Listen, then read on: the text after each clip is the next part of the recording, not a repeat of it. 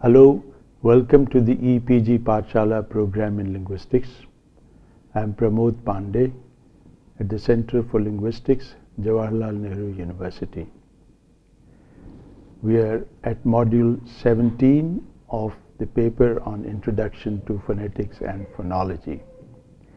The title of this module is Phonemic Analysis.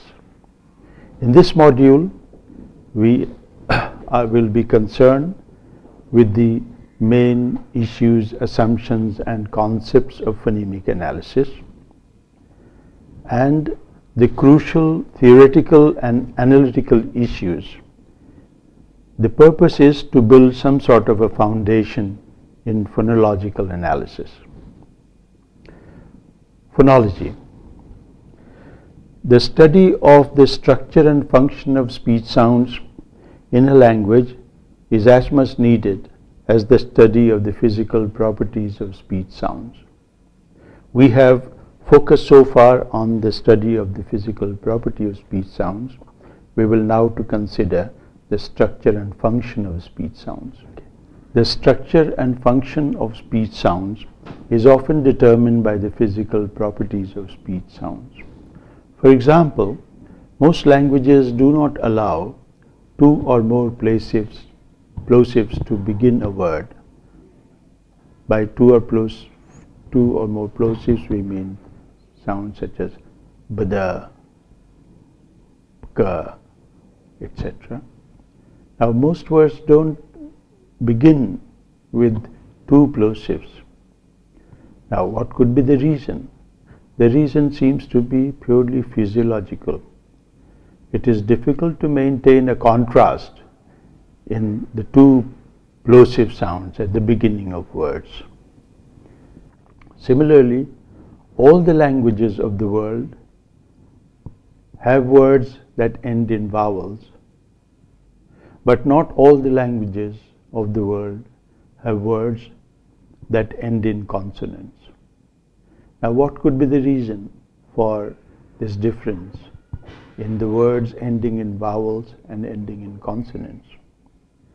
The reason appears to be more physical. It is difficult to maintain a contrast between consonants at the end of words because there is a loss of energy.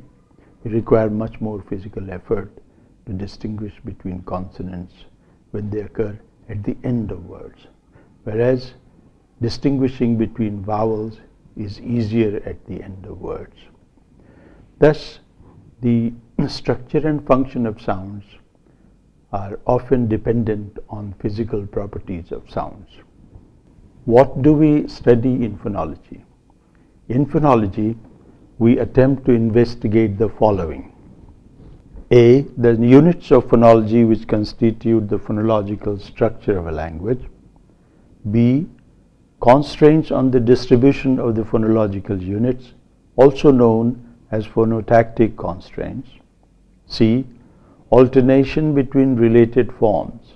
For example, the forms of the word sane, insane, and sanity.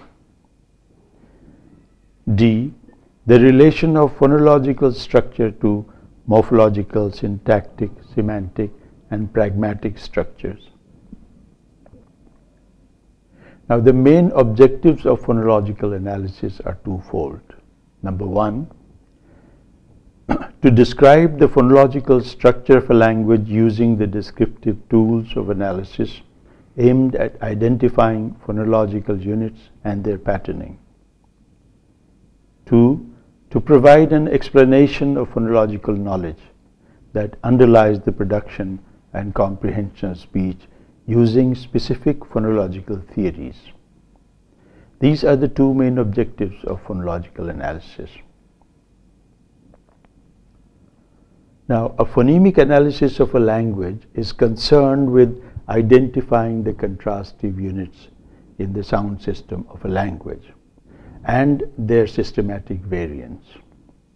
Its aim is thus more limited than the aim of phonological analysis. Thus, its aim is more restricted than the aim of phonological analysis in general. Now, what is the need for phonemic analysis? A phonemic analysis is needed for the following purposes. It is needed for the use of unambiguously interpretable alphabet for the linguistic analysis at other linguistic levels, namely morphological, syntactic, and semantic. It is needed for the documentation and preservation of endangered languages that do not have a writing system. It is needed for the development of writing systems for unwritten languages. It is needed as a prerequisite for the growth and development of research on language technology solutions in the fields of speech synthesis and speech recognition. Without phonemic analysis, it is not possible to fulfill the aims as mentioned above. Phonemic analysis thus has two main objectives. Number one, to discover the alphabet of phonemes in a language, and number two, to arrive at generalizations regarding the environments in which the phonemes of a language occur. These are the two main concerns of a phonemic analysis. Now, before we proceed to introduce ourselves to the main concepts and terms of phonemic analysis, we would like to be familiar with the main assumptions in phonemic analysis. These assumptions are the following. A. Phonological systems have representations consisting of discrete units. This is an assumption with which a phonemic analysis is carried out. Why is it necessary to state this assumption? Because the experimental evidence shows that speech occurs in a stream. It is not often easy to distinguish the different segments as speech sounds. But for the sake of phonemic analysis, we assume that segments exist in spite of them occurring in a stream. For illustration, consider two words in Hindi. One, til, which means sesame seed, and two, dil, which means heart. When we get these two words, what we find is that we can easily identify them as having 4 segments in total. So in til we have ta, I and la. In dil we have da, I and la. Together we have 4 segments, ta, da, la and I. This illustrates what we mean by the fact that phonemic analysis assumes that segments occur. The second point which is important with regard to the occurrence of segments is that let us not assume that the segments are all perceived as in the same way in different languages. Students of phonetics must realize that although segments and sequences of segments may occur in almost identical shape and form in 2 languages, the speakers of the languages may perceive them differently. What do we mean by this? What we mean by this is that given a sequence, for example, a sequence of 2 sounds b, v, as in English obvious, a speaker of English sees them as 2 sounds, 2 segments, v. However, in another language, such as the Tibeto-Burman language Kheza, the v is actually seen as 1 sound, an affricate v, v. There are similar sounds like f. Now in English, f are 2 different segments, p and f, occurring one after another. But in Kheza, these are treated as a single segment. So the sequence, although the speech is divisible into segments, but their interpretation as 1 or 2 or different segments or similar segments depends on the speakers of the language. The second important assumption is that languages have unique phonemic systems. This is a very, very important point. Often the students of phonetics who have knowledge of one language assume that the segments which occur in two languages are of the same importance. But that is not really so. When we look at here sounds of English and sounds of Hindi, we find that there are many sounds which are common. For example, Hindi has p, p and b, bh. English has p, p. It doesn't have a bh. But when we look at the sounds p, p in English and p, p in Hindi, on close analysis we will find that whereas in English p, p are perceived as two variants of one sound, but in Hindi p, p are perceived as two independent sounds. So on the surface we have two sounds occurring in English and Hindi, but on analysis what we find is that p, p constitute one contrastive unit in English, p, p constitute two contrastive units in Hindi. Thus, the analysis of sounds of one language should not be carried out in relation to the analysis of sounds in another language. We assume that every language must be analyzed in its own terms. The phonemic chart of the two consonants p, p in English and Hindi is shown to you on the screen. The third assumption in phonemic analysis is this, that sounds are affected by the environments in which they occur.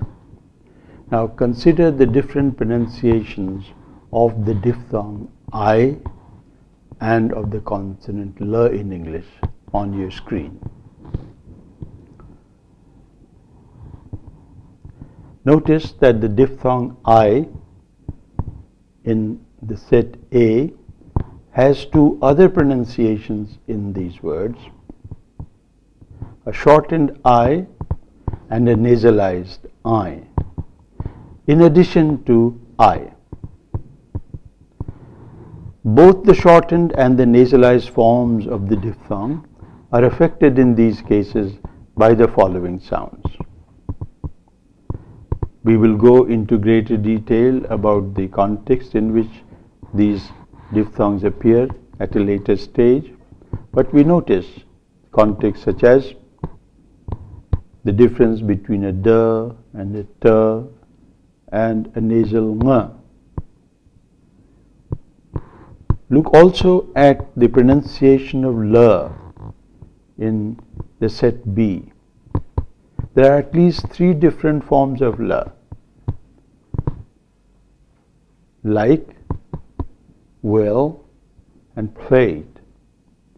So we have a velarized L and a voiceless L in addition to the normal L. These illustrate the assumption that sounds are affected by the environments in which they occur. What is the use of this assumption in phonemic analysis? The use is that two sounds which are phonetically similar may be the same sound, one which is different because of the context. It's also likely that two similar sounds are totally different sounds. But unless we assume that sounds may be affected by the environment in which we occur, we may wrongly conclude that two sounds are different sounds. So this is an important assumption in carrying out phonemic analysis, as we shall see the role of context in deciding on the phonemic status of sounds. The fourth assumption that we have in carrying out phonemic analysis is that speech sounds have two levels of representation. One level that is called the surface phonetic level. This is the level at which all the phonetic properties of sounds are represented as far as possible. In addition to the surface phonetic level, there is the underlying representation level, which deals with only the contrastive sounds of a language. Thus, given the word pin and spin, the two words are on the surface represented in the way you see on the screen. The underlying representation of the words is different. Some of the phonetic properties which are predictable, such as aspiration, nasalization, are not present in the underlying representation because these are predictable.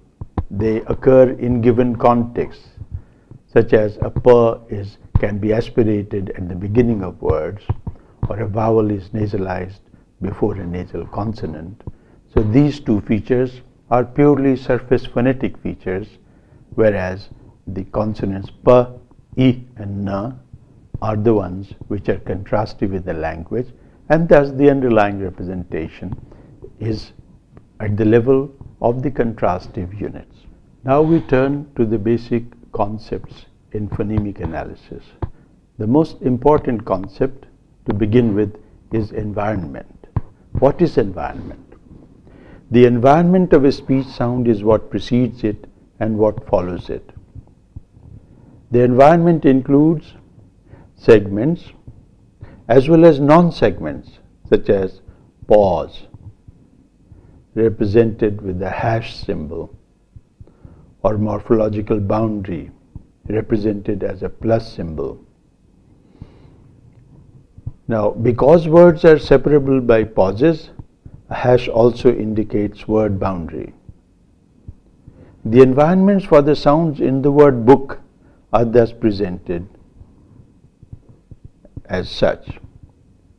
The environment for u is a preceding b and a following k. The environment for b is a preceding word boundary and a following u. The environment for k is a preceding u and a following word boundary.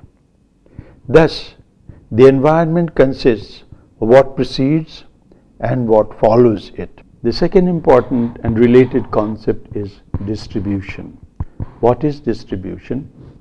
Distribution is the totality of the environments in which a sound or a set of sounds occurs. Now, given below are some of the environments in which a consonant or a vowel, such as p, l, e or a, may occur. Take a look at them on this screen. So, word initial context, word final context or environment, between vowels, following a vowel, preceding a vowel, before a consonant, following a consonant. All these are environments in which sounds may occur. Now, take a look at the words in which the sounds p and p occur in English. The next important concept in phonemic analysis is phone. A phone is any speech sound. We look at the phones of a language in the first attempt at phonemic analysis, following a record of the speech sounds of the language. Let us take a look at examples from Kashmiri. Here we have a list of Kashmiri words on the screen. Take a look at them in terms of all the consonants and vowels. Having taken a look at all the consonants and vowels that occur in the words in Kashmiri, we list them as follows.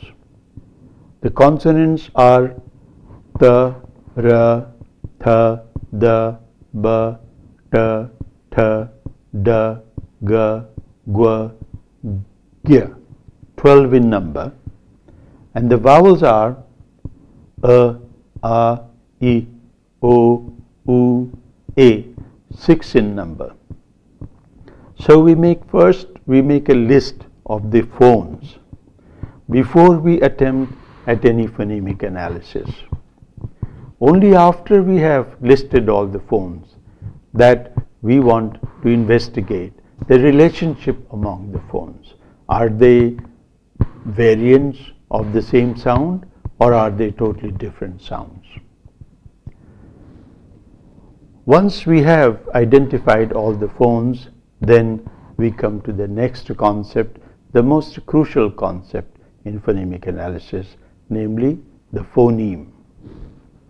A phoneme is defined as the minimal unit of sound that contrasts two words. We have seen many words above that qualify as phonemes. For example, Hindi, the and the in dil, heart, and til, sesame seed. Pita, which means drinks, and pita, which means ribbon. Kashmiri ta and ta in bati, which means tail, and bati, which means dent. And again, ta and da in the words bati, which means tail again, and badi, which means good, great. Now, minimal contrastive units are quite easily identifiable in English. For example, pa and ba in pin and bin, sa and sha as in see and she, a and I as in Spain and spine, etc. Thus, a phoneme is seen as the minimal contrastive unit in the sound system of a language. There are other ways in which we look at the phoneme. Another way in which we look at the phoneme is as an abstract unit with concrete manifestations like the letters of alphabet. Consider the various forms of a letter of the English alphabet. The way the English alphabet is written in small and capital letters, and the way it is printed in small and capital letters are quite different from each other. And yet, somehow, we think that each one of them manifests a letter, a given letter. Let us say the letter A. So the letter A stands as an abstract unit. Each one of the forms of A is a concrete manifestation. A phoneme is like an abstract unit, and each of the pronounced forms is a manifestation of the abstract unit called a phoneme.